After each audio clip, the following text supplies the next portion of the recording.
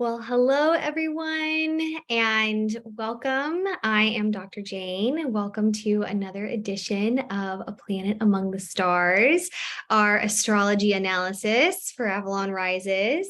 And today I am actually going to be talking about the new moon in Cancer, which we are in the energy for still. It was this past Tuesday, so June 28th.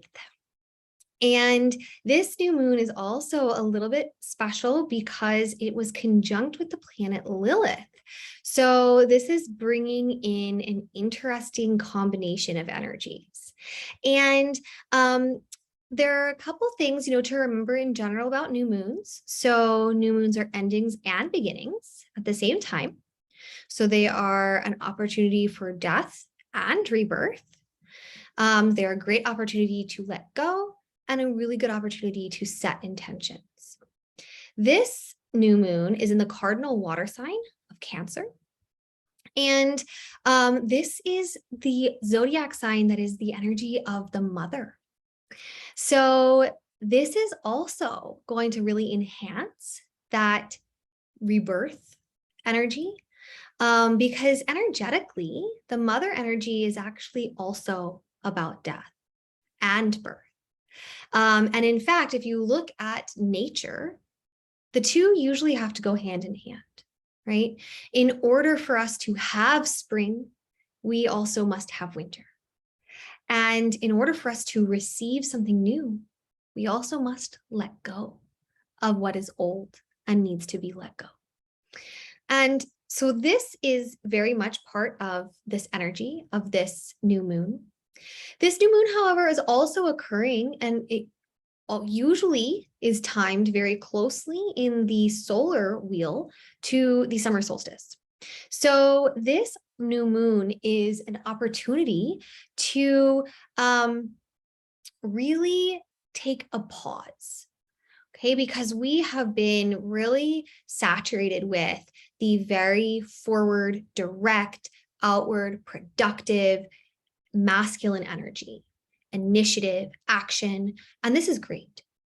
But we have to balance that with rest, with the feminine energy, with receiving, right? Because if we just go all the time in our lives, we're going to burn out.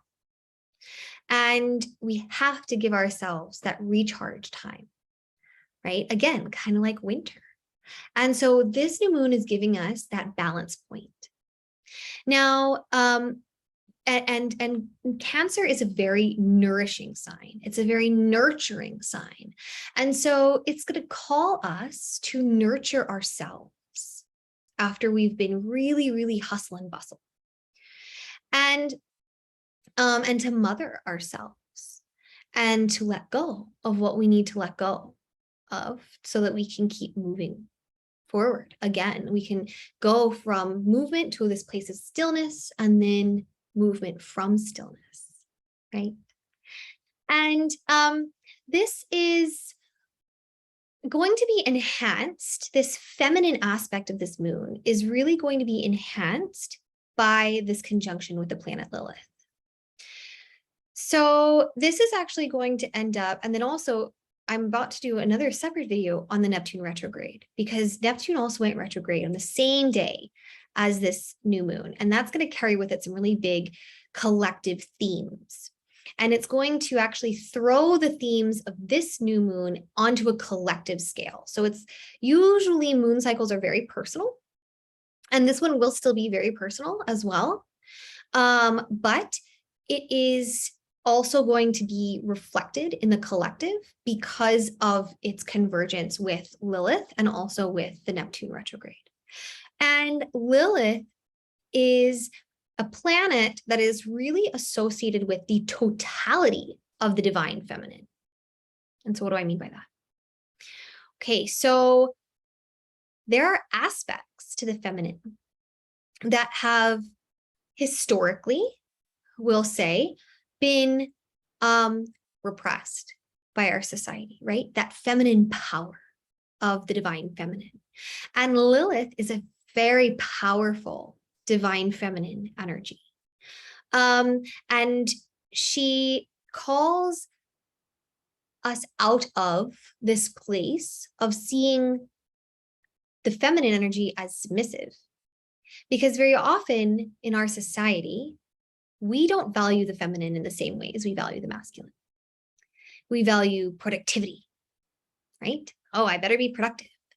We value work and usefulness, and we value action, right? And we value this concept of stoic, I'm strong, right? And we don't see that there are lots of kinds of strength that are also embodied in the feminine. And historically, receptivity has been painted as submissive when they're not actually the same thing. Being in a place of stillness and being receptive is not actually the same thing as being submissive. In fact, being receptive is actually the beginning of then the other feminine aspect of the divine feminine, which is holding boundaries and maintaining the vessel. So when we are receptive, we are also able to discern what to accept and what to reject. And it is that aspect of the feminine, the gatekeeper aspect, the aspect of the feminine that says no, that is historically not been very popular, right? And so we're actually seeing a lot of this being brought into the forefront of the societal dialogue right now around this new moon. Women's ability to choose. Right. And I'm going to remind you all that we are still in Saturn retrograde. And what is Saturn retrograde also about? Boundaries. And it's also about authority. And it's also in the sign of Aquarius. So remembering that the Saturn retrograde is about calling us collectively to look at the corruptions in authoritative structures that are not aligned with the humanitarian new paradigm.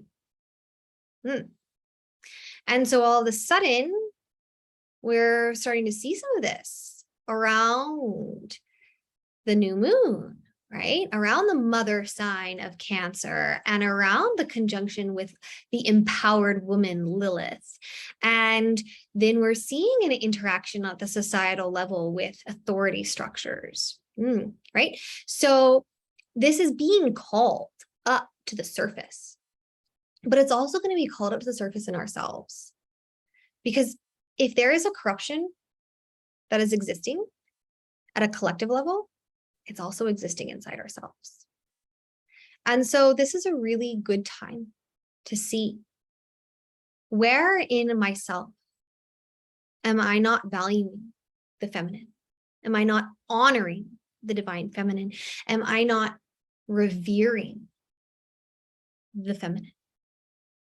Right? And so this new moon in Cancer is also conjunct with Lilith, is also going to be calling us back to that place of reverence for the feminine and reverence for the feminine's sacred role in saying yes or no, right? And reverence for the feminine's sacred role in resting, in stillness, in silence, and recognizing during the season of hustle and bustle how critical it is to have that in our lives, or else we will burn out, right? So these are some of the themes that we're really seeing with this new moon. And I strongly suggest during this time, a meditation practice is an excellent thing. Also invoking, this element of water, okay, getting in tune with your feelings, okay? So feeling is really, really critical. I'm going to actually talk about that a little bit more in the Neptune retrograde video and how critical feeling is. This is another feminine quality that is often really denigrated by our society, right? We have really painted feeling as bad, but as you will see when I talk about this in relation to Neptune retrograde, feeling is actually the source of power. You can't do magic if you can't feel. You can't listen to your intuition if you can't feel. You can't love if you can't feel. You cannot create in your life if you can't feel. Feeling is a critical source of power, and very often we turn it off because it is uncomfortable. And it takes an enormous amount of strength to sit and feel. It takes an enormous amount of strength to sit and be still and feel and receive, right? So we've painted these qualities as weak. But if we actually try to do them, we're going to find it's pretty hard. So this new moon is a really great opportunity to examine your relationship to the feminine in yourself, men, women, non-binary, any gender. This is not about gender. We all have this energy inside ourselves. And examine this your relationship to this divine feminine energy inside yourself and in outward expression in your life, because there's going to be a reflection there. And then to also invoke that element of water and feel and receive. A bath is a great way, a meditative bath is a great way to use the energies of this new moon, for example. And then when you have received this realization or this inspiration, when you have actually achieved stillness and you have allowed yourself to rest and nurture yourself, you will receive when you are holding this energy. And this is a great time to then set intentions for maybe if you see something you need to shift or other things like that. And then just allow yourself to set that intention and plant those seeds, but from a place of receptivity and not worry too much about action at this moment in time, just placing the seeds in that vessel of Mother Earth. Right. So I hope that this helped. And, again, also tune in to our Neptune retrograde video that I'm about to do. And if you are looking for a meditation practice, we will be restarting our Max Meditation series soon here at Avalon Rises. And if you are also just looking for a way to get a little bit more in tune with your own intuition, we are actually leading on Friday a spiritual intuition class that I'll talk a little bit more about in the context of Neptune retrograde, because Neptune is the planet of intuition. So that's also coloring this new moon, bringing in the need to listen to our feelings, to our deep self, to our intuition.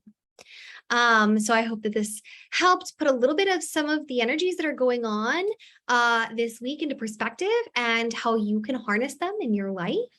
And also just a little bit of a bigger understanding of what the work we are collectively being called to look at right now as we are progressing forward. This combination of Saturn retrograde in Aquarius, pushing us towards a new paradigm, pushing us to a humanitarian society. And then also Neptune retrograde is going to be now lending into that as well.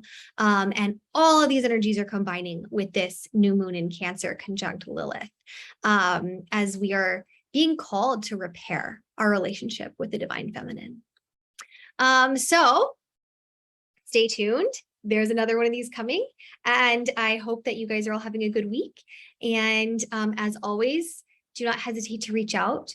We are here